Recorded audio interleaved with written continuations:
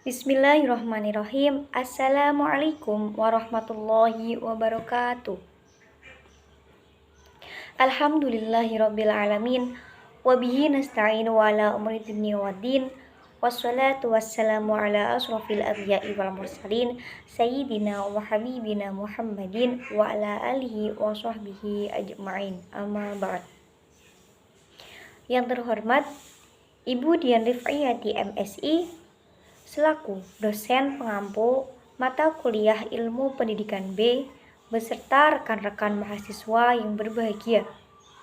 Sebelumnya, perkenalkan nama saya Ayu Agustin dengan NIM 2120130 sebagai moderator sekaligus notulen. Dan tidak ketinggalan pula teman-teman saya kelompok 1 yang hari ini akan berpresentasi. Yang beranggotakan 1. Dita Dwi Aprilia dengan NIM 2120004 sebagai pemateri keempat. Kemudian yang kedua ada Zulaifa Afifah dengan NIM 2120126 sebagai pemateri pertama atau yang ke-1. Selanjutnya ada saya sendiri, Ayu Agustin dengan NIM 2120130 sebagai pemateri kedua. Kemudian yang terakhir ada Susmita Dwi Lestari dengan NIM 2120148 sebagai pemateri ketiga. Adapun topik yang akan kita bahas pada pertemuan kali ini yaitu memahami dan menganalisis ilmu pendidikan. Oke, langsung saja silahkan pemateri pertama memaparkan hasil diskusi kelompok 1. Dengan hal ini akan disampaikan oleh Zulaifa Afifah. Silakan. Kenalkan, nama saya Zulaifa Afifah dengan NIM 2120126.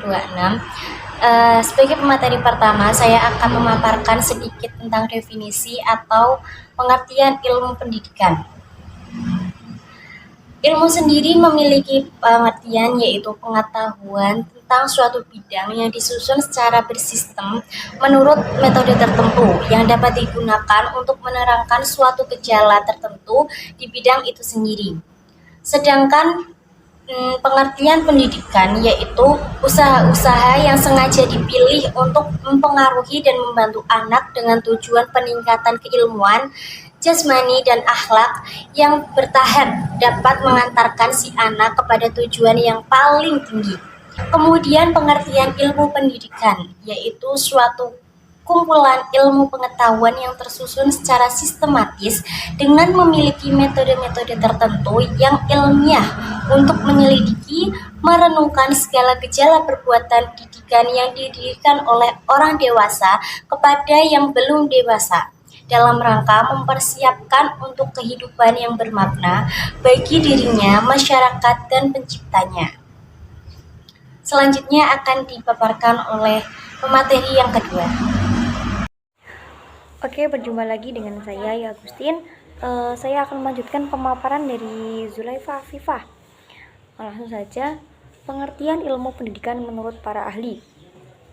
Yang pertama ada dari Nur Ubiyati.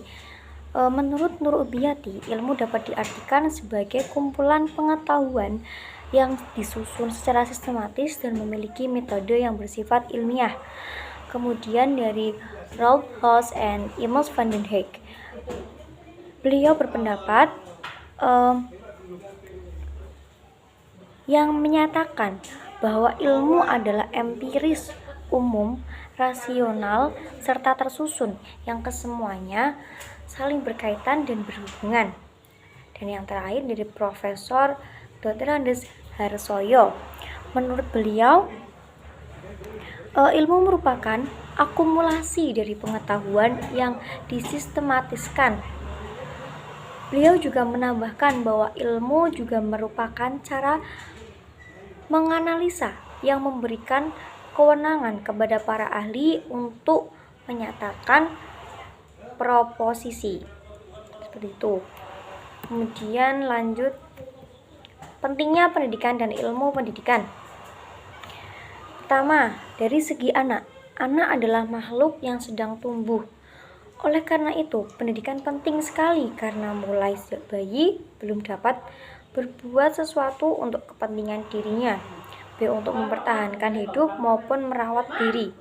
Semua kebutuhan tergantung orang tua. Terus B. Segi orang tua.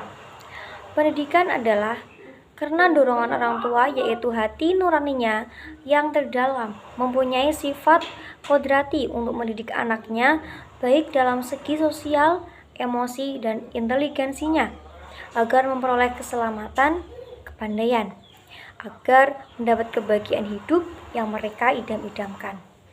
Sehingga ada tanggung jawab moral atas hadirnya anak yang diberikan oleh Tuhan Yang Maha Kuasa.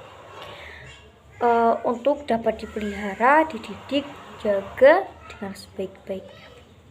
Seperti itu. Lanjut dengan pemateri selanjutnya. Perkenalkan, nama saya Susmita Dulestari, NIM 212148. Di sini saya akan melanjutkan pemaparan materi dari Ayu Agustin. Pentingnya mempelajari ilmu pendidikan. A. Untuk mengembangkan individu. Manusia sebagai makhluk berbudaya dapat mengembangkan dirinya sedemikian rupa sehingga mampu membentuk norma dan tatanan kehidupan yang didasari oleh nilai-nilai luhur untuk kesejahteraan hidup baik perseorangan bersama. B. Bagi pendidik pada umumnya. Yang pertama, memudahkan praktek pendidikan. Yang kedua, dapat menimbulkan rasa kecintaan pada diri pendidik terhadap tugasnya, terhadap anak didik, dan terhadap kebenaran. Yang ketiga, dapat menghindari banyak kesukaran dan kesalahan dalam melaksanakan praktek pendidikan. Yang keempat atau yang terakhir, dapat menghindari banyak kesukaran dan kesalahan dalam melaksanakan praktek pendidikan. Adapun materi selanjutnya adalah faktor-faktor pendidikan.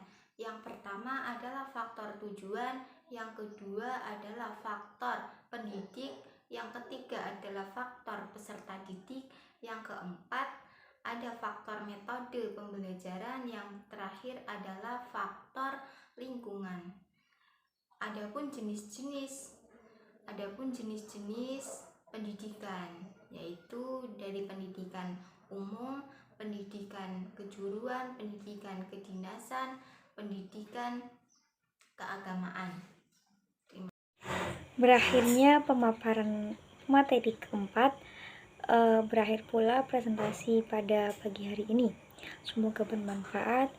Sekian dari saya, terima kasih. Ihdinas siratal mustaqim. Wassalamualaikum warahmatullahi wabarakatuh.